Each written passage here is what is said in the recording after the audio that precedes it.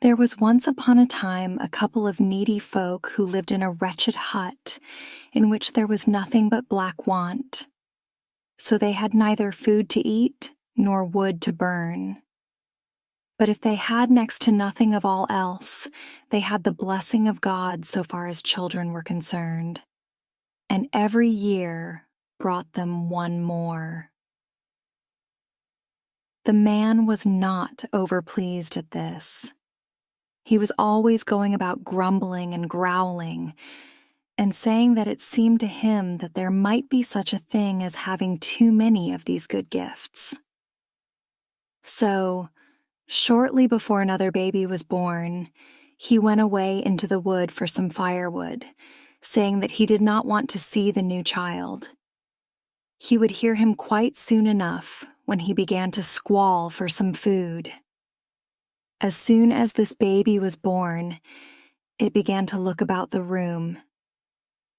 "Ah, my dear mother," said he, "give me some of my brother's old clothes, and food enough for a few days, and I will go out into the world and seek my fortune, for, so far as I can see, you have children enough." "Heaven help thee, my son," said the mother. "That will never do. Thou art still far too little." But the little creature was determined to do it, and begged and prayed so long that the mother was forced to let him have some old rags and tie up a little food for him, and then gaily and happily he went out into the world. But almost before he was out of the house, another boy was born, and he too looked about him and said, "Ah, my dear mother, give me some of my brother's old clothes and food for some days, and then I will go out into the world and find my twin brother, for you have children enough." "Heaven help thee, little creature. Thou art far too little for that," said the woman. "It would never do." But she spoke to no purpose, for the boy begged and prayed until he had got some old rags and a bundle of provisions, and then he set out manfully into the world to find his twin brother. When the younger had walked for some time, he caught sight of his brother a short distance in front of him and called to him and bade him to stop. "Wait a minute," he said. "You are walking as if for a wager, but you ought to have stayed to see your younger brother before you hurried off into the world." So the elder stood still and looked back, and when the younger had got up to him and had told him that he was his brother, he said, "But now let us sit down and see what kind of food our mother has given us." And that they did. When they had walked on a little farther, they came to a brook which ran through a green meadow, and there the younger said that they ought to christen each other. "As we had to make such haste and had no time to do it at home, we may as well do it here," said he. "What will you be called?" asked the elder. "I will be called Minnikin," answered the second. "And you, what will you be called?" "I will be called King Pippin," answered the elder. They christened each other and then went onwards.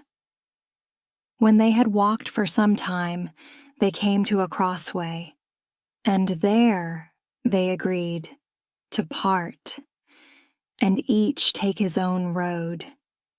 This they did, but no sooner had they walked a short distance than they met again. So they parted once more, and each took his own road. But in a very short time, the same thing happened again. They met each other before they were at all aware, and so it happened the third time also. Then they arranged with each other that each should choose his own quarter and one should go east and the other west. But if ever you fall into any need or trouble, said the elder, call me thrice, and I will come and help you.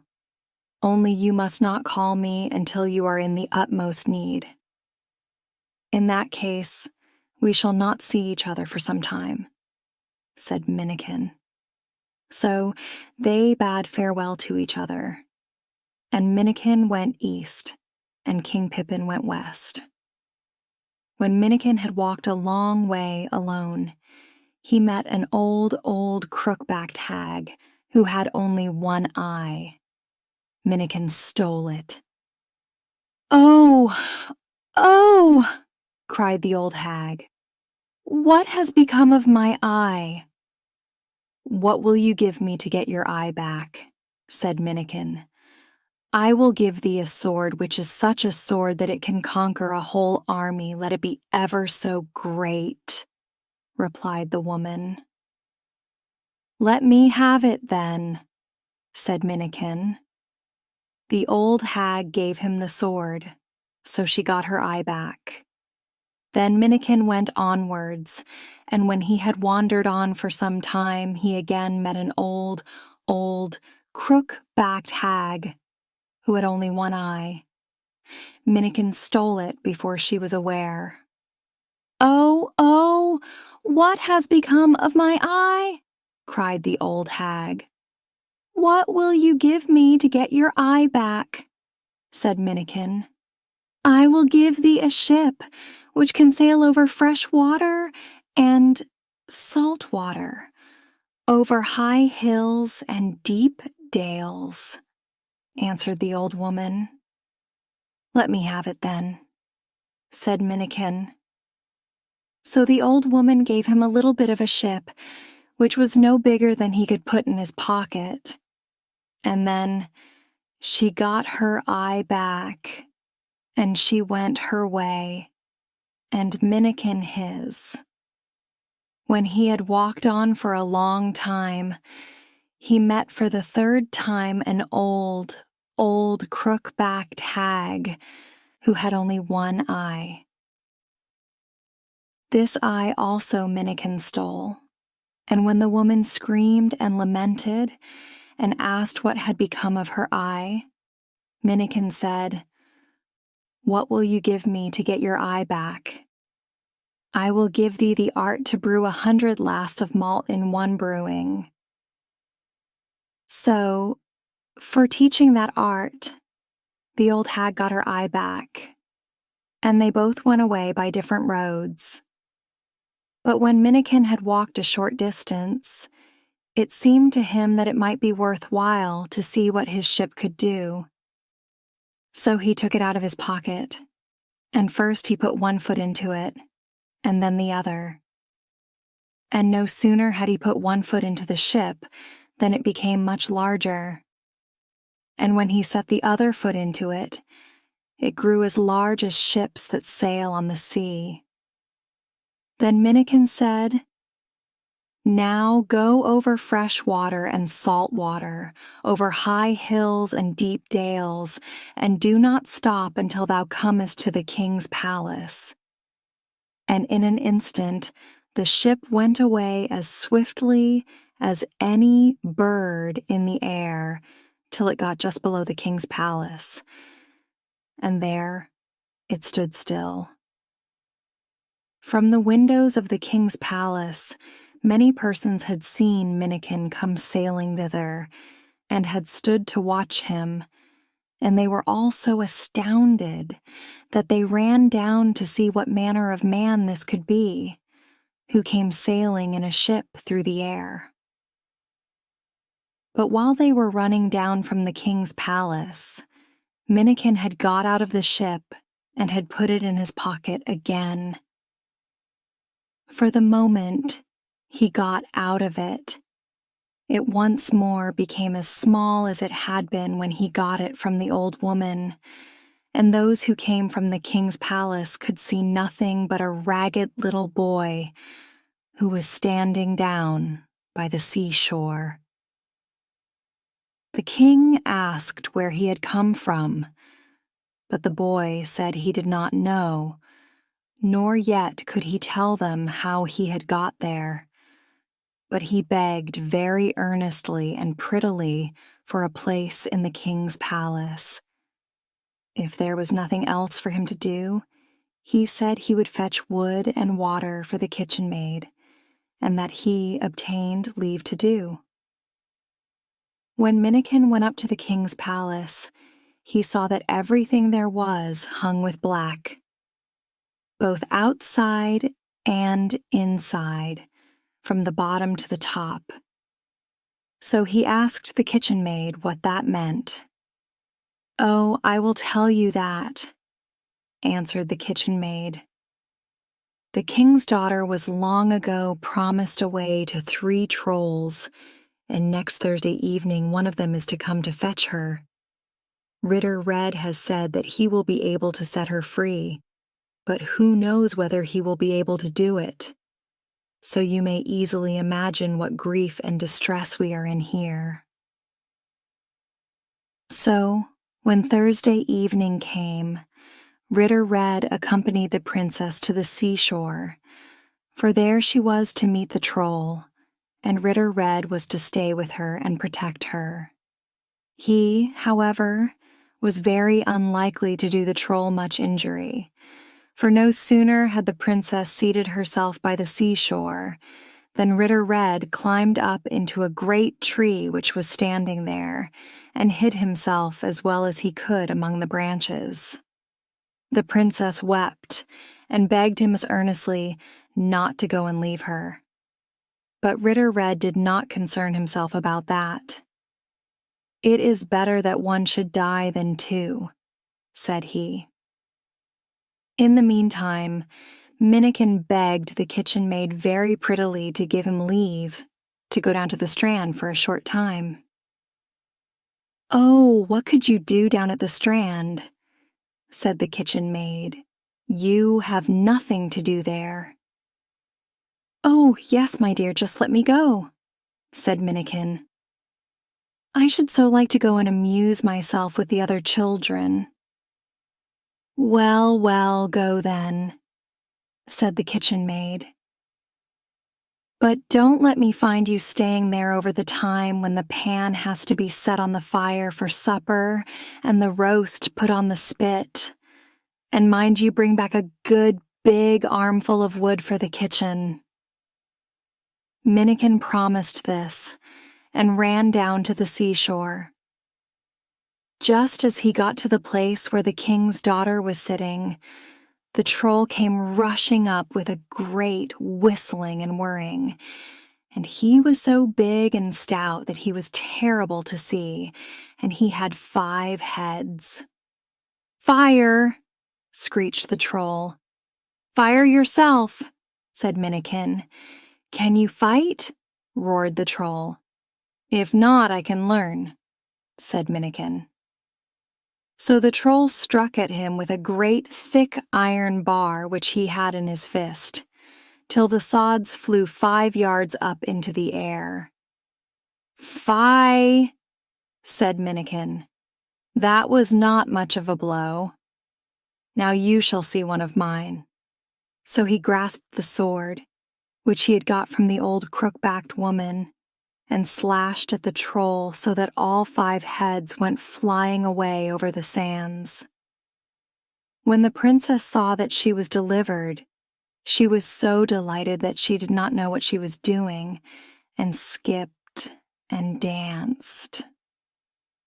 "Come and sleep a bit with your head in my lap," she said to Minnikin, and as he slept, she put a golden dress on him. But when Ritter Red saw that there was no longer any danger afoot, he lost no time in creeping down from the tree. He then threatened the princess, until at length she was forced to promise to say that it was he who had rescued her, for he told her that if she did not, he would kill her. Then he took the troll's lungs and tongue and put them in his pocket handkerchief and led the princess back to the king's palace. and whatsoever had been lacking to him in the way of honor before was lacking no longer. For the king did not know how to exalt him enough, and always set him on his own right hand at table. As for Minnikin, first he went out on the troll's ship, and took a great quantity of gold and silver hoops away with him, and then he trotted back to the king's palace. When the kitchen maid caught sight of all this gold and silver, she was quite amazed, and said, "My dear friend Minnikin, where have you got all that from?" For she was half afraid that he had not come by it honestly. "Oh," answered Minnikin, "I have been home a while, and these hoops had fallen off some of our buckets, so I brought them away with me for you." So, when the kitchen maid heard that they were for her, she asked no more questions about the matter. She thanked Minnikin, and everything was right again at once. Next Thursday evening, all went just the same, and everyone was full of grief and affliction. But Ritter Red said that he had been able to deliver the king's daughter from one troll, so that he could very easily deliver her from another, and he led her down to the seashore. But he did not do much harm to this troll either, for when the time came, when the troll might be expected, he said as he had said before, "It is better that one should die than two," and then climbed up into the tree again. Minnikin once more begged the cook's leave to go down to the seashore for a short time. "Oh, what can you do there?" said the cook. "My dear, do let me go," said Minnikin. "I should so like to go down there and amuse myself a little with the other children." So this time also she said that he should have leave to go, but he must first promise that he would be back by the time the joint was turned, and that he would bring a great armful of wood with him. No sooner had Minnikin got down to the strand than the troll came rushing along with a great whistling and whirring, and he was twice as big as the first troll, and he had 10 heads. "Fire!" shrieked the troll. "Fire yourself," said Minnikin. "Can you fight?" roared the troll. "If not, I can learn," said Minnikin. So the troll struck at him with his iron club, which was still bigger than that which the first troll had had, so that the earth flew 10 yards up in the air. "Fie," said Minnikin. "That was not much of a blow. Now you shall see one of my blows." Then he grasped his sword and struck at the troll, so that all his 10 heads danced away over the sands. And again the king's daughter said to him, "Sleep a while on my lap." And while Minnikin lay there, she drew some silver raiment over him. As soon as Ritter Red saw that there was no longer any danger afoot, he crept down from the tree and threatened the princess, until at last she was again forced to promise to say that it was he who had rescued her, after which he took the tongue and the lungs of the troll and put them in his pocket handkerchief, and then he conducted the princess back to the palace. There was joy and gladness in the palace, as may be imagined, and the king did not know how to show enough honor and respect to Ritter Red. Minnikin, however, took home with him an armful of gold and silver hoops from the troll's ship. When he came back to the king's palace, the kitchen maid clapped her hands and wondered where he could have got all that gold and silver. But Minnikin answered that he had been home for a short time, and that it was only the hoops which had fallen off some pails, and that he had brought them away for the kitchen maid. When the third Thursday evening came, everything happened exactly as it had happened on the two former occasions. Everything in the king's palace was hung with black, and everyone was sorrowful and distressed. But Ritter Red said that he did not think that they had much reason to be afraid. He had delivered the king's daughter from two trolls, so he could easily deliver her from the third as well. He led her down to the strand, but when the time drew near for the troll to come, he climbed up into the tree again and hid himself. The princess wept and entreated him to stay, but all to no purpose. He stuck to his old speech. It is better that one life should be lost than two. This evening also, Minnikin begged for leave to go down to the seashore. "Oh, what can you do there?"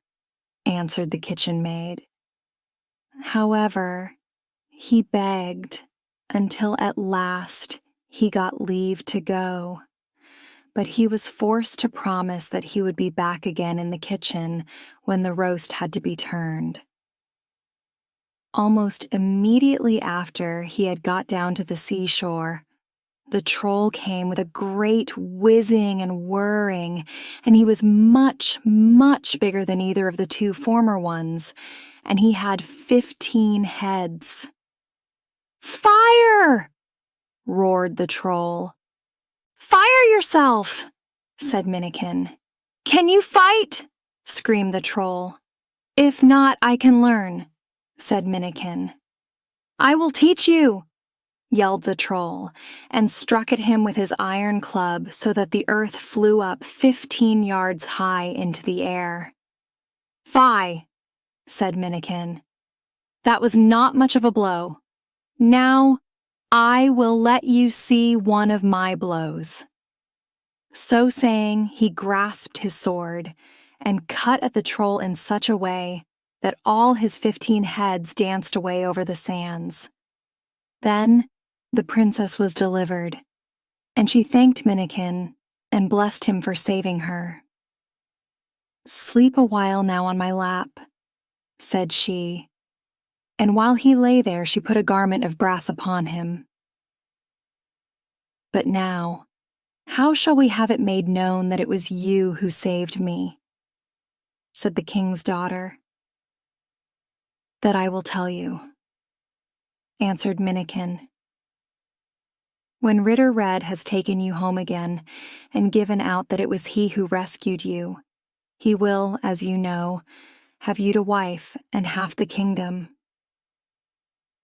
But when they ask you on your wedding day whom you will have to be your cupbearer, you must say, 'I will have the ragged boy who is in the kitchen and carries wood and water for the kitchen maid. And when I am filling your cups for you, I will spill a drop upon his plate, but none upon yours.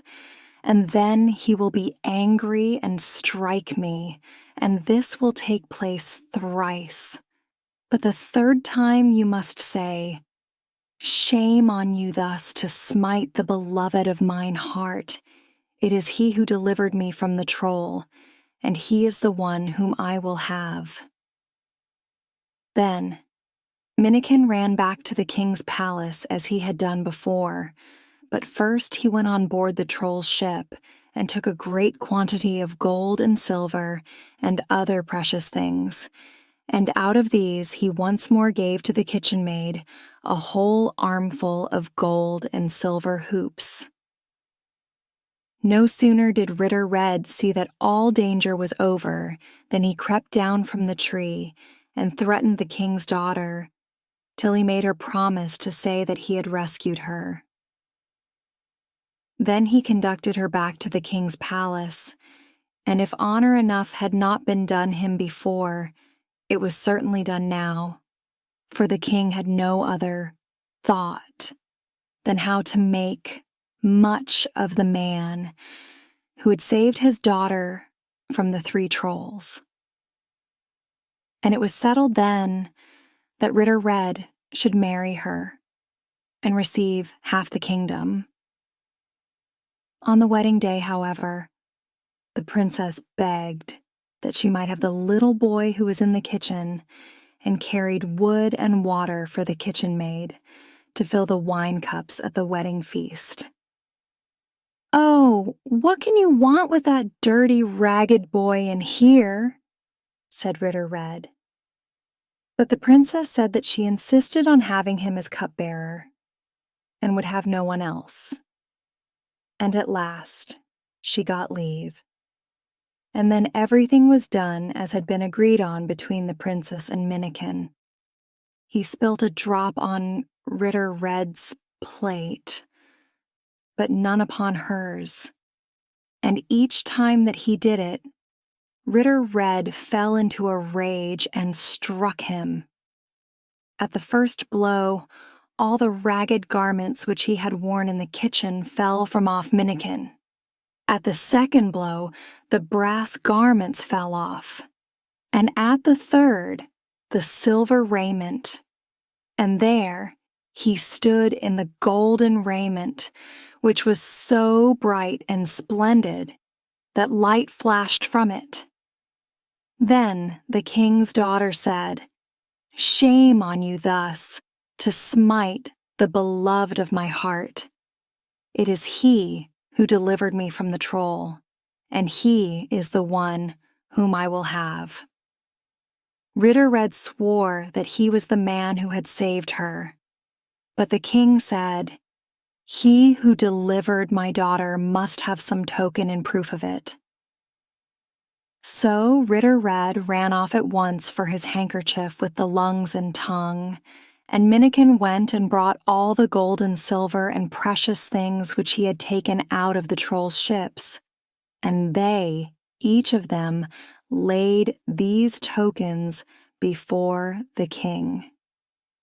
"He who has such precious things in gold and silver and diamonds," said the king, "must be the one who killed the troll, for such things are not to be had anywhere else."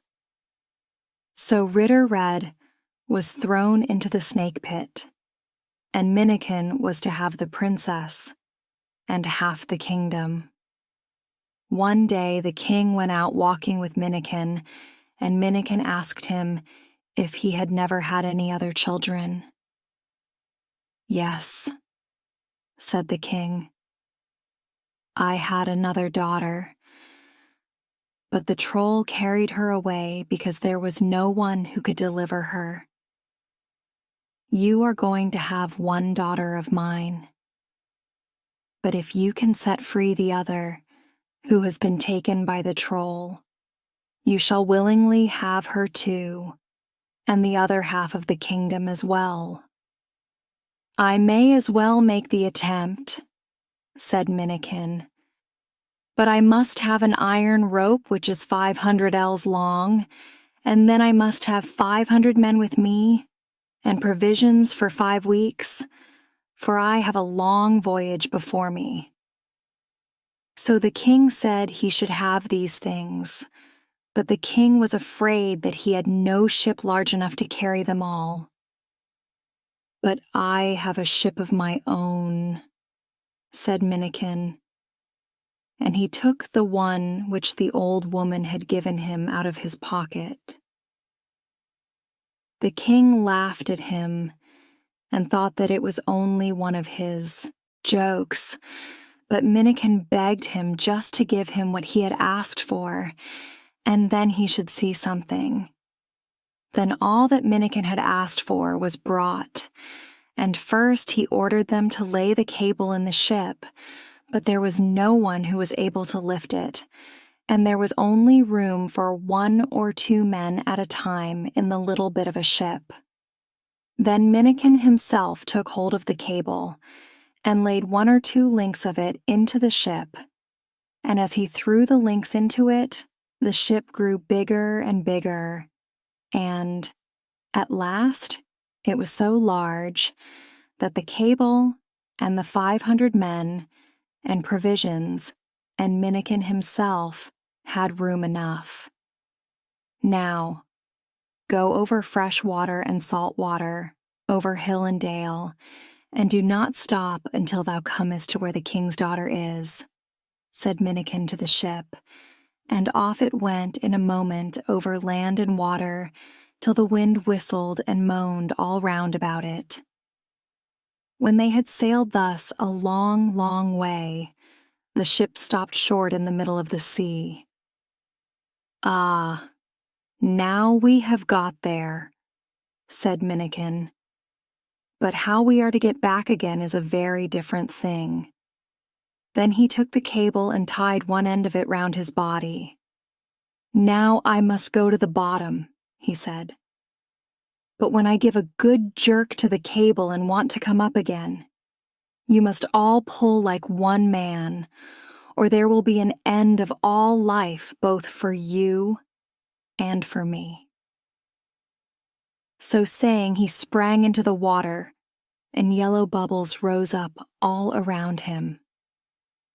He sank lower and lower, and at last he came to the bottom. There he saw a large hill with a door in it, and in he went. When he had got inside, he found the other princess sitting sewing, but when she saw Minnikin, she clapped her hands. "Ah, heaven be praised!" she cried. "I have not seen a Christian man since I came here." "I have come for you," said Minnikin. "Alas, you will not be able to get me," said the king's daughter. "It is no use even to think of that. If the troll catches sight of you, he will take your life." "You had better tell me about him," said Minnikin. "Where is he gone? It would be amusing to see him." So the king's daughter told Minnikin that the troll was out, trying to get hold of someone who could brew 100 lasts of malt at one brewing, for there was to be a feast at the troll's, at which less than that would not be drunk. "I can do that," said Minnikin. "Ah, if only the troll were not so quick-tempered, I might have told him that," answered the princess. "But he is so ill-natured that he will tear you to pieces, I fear, as soon as he comes in. But I will try to find some way of doing it. Can you hide yourself here in the cupboard? And then we will see what happens." Minnikin did this, and almost before he had crept into the cupboard and hidden himself, came the troll. "Huff! What a smell of Christian man's blood," said the troll. "Yes, a bird flew over the roof with a Christian man's bone in his bill and let it fall down our chimney," answered the princess. "I made haste enough to get it away again, but it must be that which smells so, notwithstanding."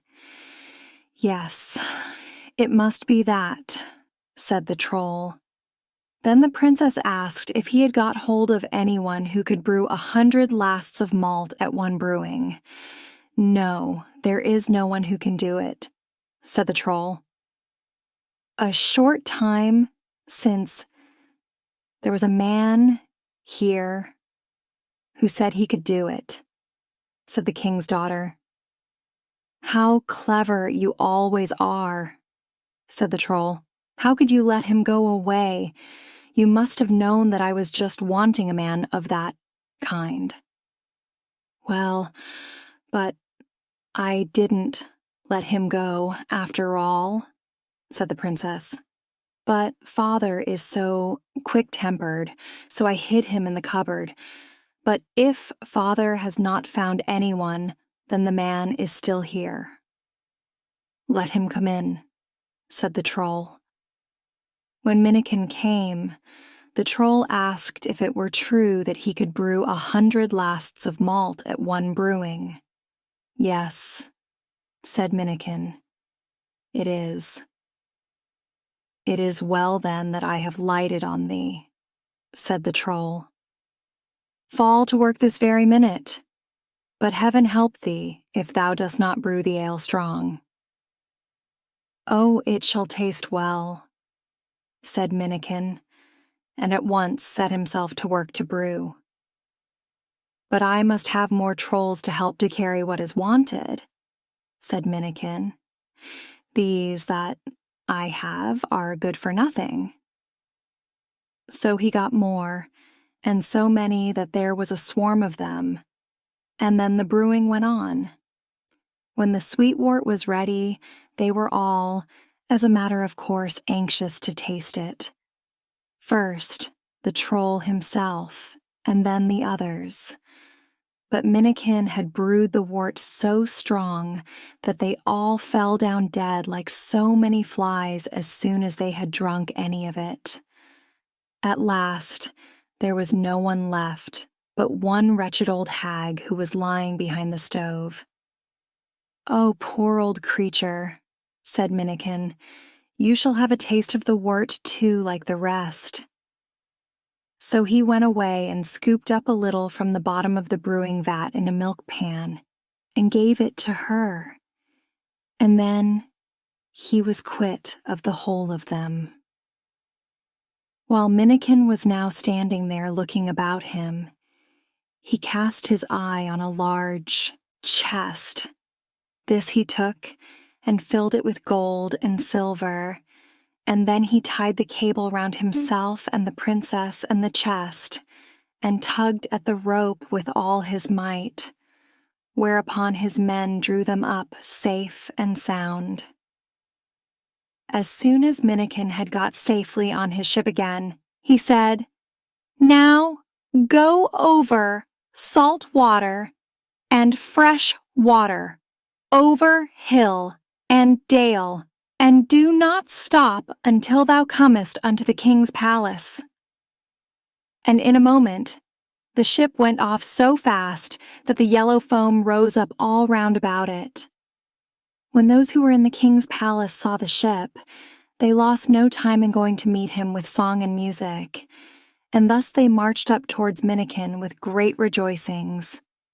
But the gladdest of all was the king, for now he'd got his other daughter back again. But now Minnikin was not happy, for both the princesses wanted to have him, and he wanted to have none other than the one whom he had first saved, and she was the younger. For this cause he was continually walking backwards and forwards, thinking how he could contrive to get her, and yet do nothing that was unkind to her sister.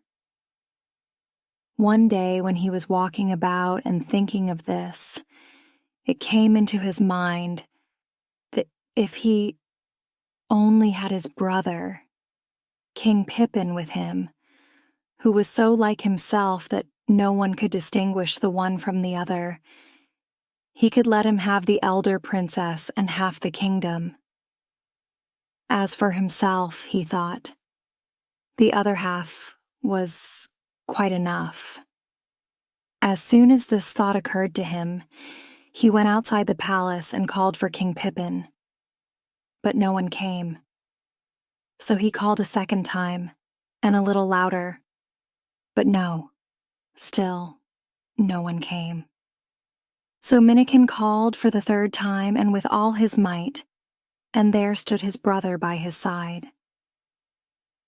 "I told you that you were not to call me unless you were in the utmost need," he said to Minnikin. "And there is not even so much as a midge here who can do you any harm." And with that, he gave Minnikin such a blow that he rolled over on the grass. "Shame on you to strike me," said Minnikin. "First have I won one princess and half the kingdom, and then the other princess and the other half of the kingdom. And now, when I was just thinking that I would give you one of the princesses and one of the halves of the kingdom, do you think you have any reason to give me such a blow?" When King Pippin heard that, he begged his brother's pardon, and they were reconciled at once and became good friends. "Now, as you know," said Minnikin, "we are so like each other that no one can tell one of us from the other. So just change clothes with me and go up to the palace, and then the princesses will think that I am coming in, and the one who kisses you first shall be yours, and I will have the other." For he knew that the elder princess was the stronger, so he could very well guess how things would go. King Pippin at once agreed to this. He changed clothes with his brother and went into the palace. When he entered the princess's apartments, they believed that he was Minnikin, and both of them ran up to him at once. But the elder, who was bigger and stronger, pushed her sister aside and threw her arms round King Pippin's neck and kissed him. So he got her to wife, and Minnikin the younger sister.